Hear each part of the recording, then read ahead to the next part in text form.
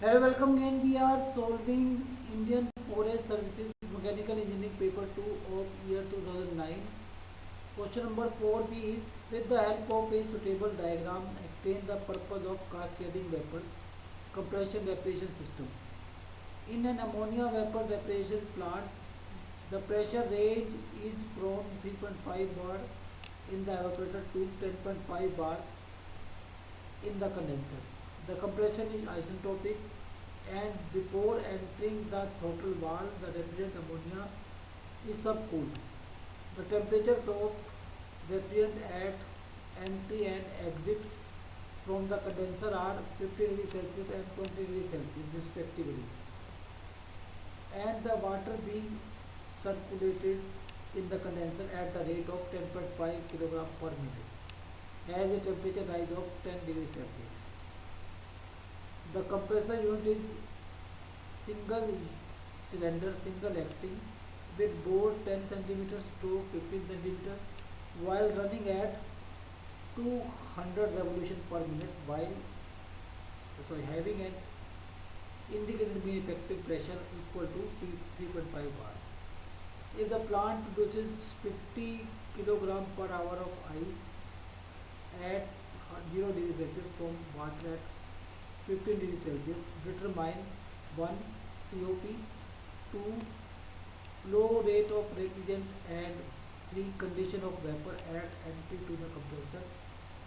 Take latent heat of ice as 335 kilojoule per kilogram.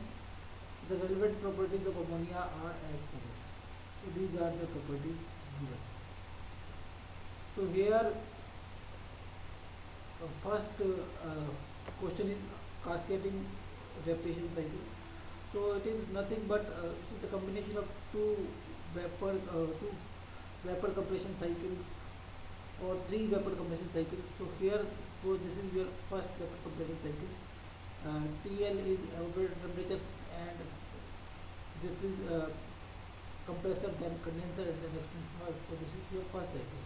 So now heat from this condenser is taken by the evaporator at higher temperature. Now this will behave as evaporator, and then there is next vapor compression cycle. So this is vapor compression cycle, and here it is condenser, and now this temperature is TH and this temperature is TL. So that cycle is known as cascade evaporation cycle. So I am reading out for you that cascade evaporation cycle used where a very high wide where a very wide range of temperature between TL and TH is required. As shown in figure, the condenser for low temperature refrigerator is used as evaporator for high temperature refrigerator. Okay, so this is your cascading. So now on the numerical part, so in numerical part it is given that the water is taken, so water has taken heat from the condenser and its temperature rises by 5 degree or by 10 degrees Celsius. So in the question it is given that mass flow of water, the water being circulated in the condenser at the rate of 10.5 kilogram per minute and has the temperature rise 10 degrees. So heat taken by water is 10.5 by 60 is mass flow rate and multiplied by Cp multiplied by 10. So that is your heat taken by water. Okay. So now let m be the mass of the. So that is the heat. This heat. Okay. So condenser is releasing this heat and this heat is taken by water. So now suppose m be the mass of the refrigerant flowing in the cycle, and then heat lost is m H2 minus H3 and this heat is taken by this. So H2 and H3 can be calculated from the. So in the table it is given that at higher pressure this vapor enthalpy is given. Sorry, vapor enthalpy is 1 high pressure temperature. Vapor enthalpy is 1294. So we can calculate H3. H3 is 1294 Cp and this temperature difference, as it is given that the temperature is 50 degrees Celsius. The temperature of the refrigerant at the entry and exit of from the condenser are 50 degrees Celsius and 20 degrees Celsius. So here the temperature is 50 degrees Celsius and here the temperature is 20 degrees Celsius. And this temperature is saturation temperature corresponding to higher pressure. So that is 304. So now we can calculate H3.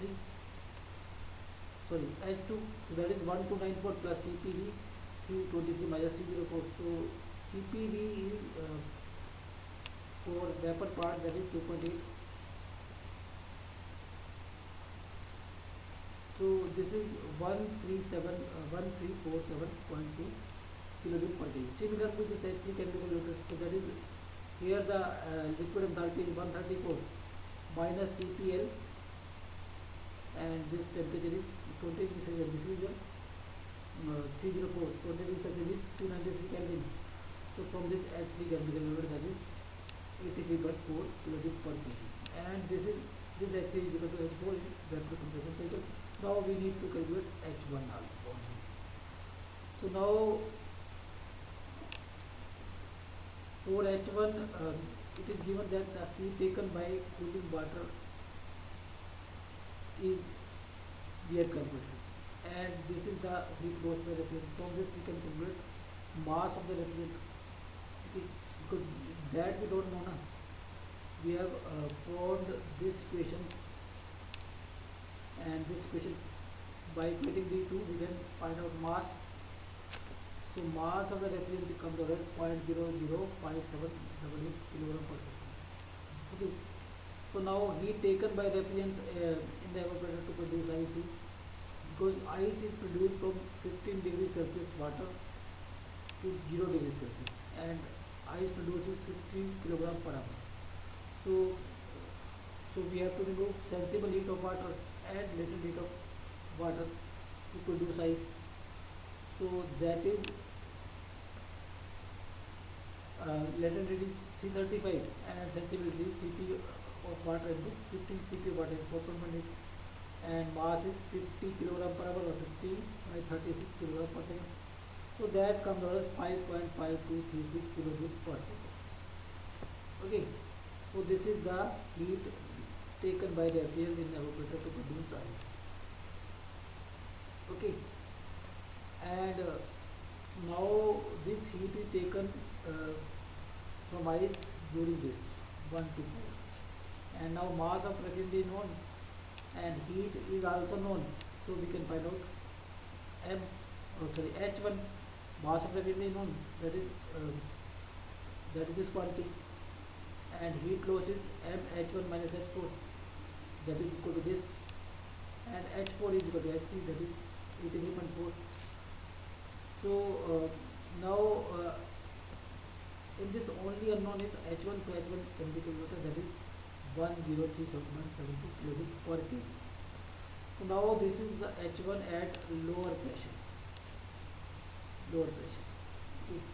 Now from the lower pressure property, that is liquid enthalpy is minus 35.6, vapor enthalpy is 1264. We can calculate dryness fraction. Dryness fraction is H1 is equal to minus, so dryness fraction is X, so H1 is minus 35.6 plus 1264 minus plus 35.6, so X comes out as 0.82588. So that is the answer to second part, condition of vapor at entry, and first part is flow rate of refrigerant, and second part and third part answer. And now we have to calculate COP only. So COP is H1 minus H4 divided by H2 minus H4. The refrigerating effect divided by compressor work. So that data we know. So from this we can calculate COP, that comes as 3.8 is the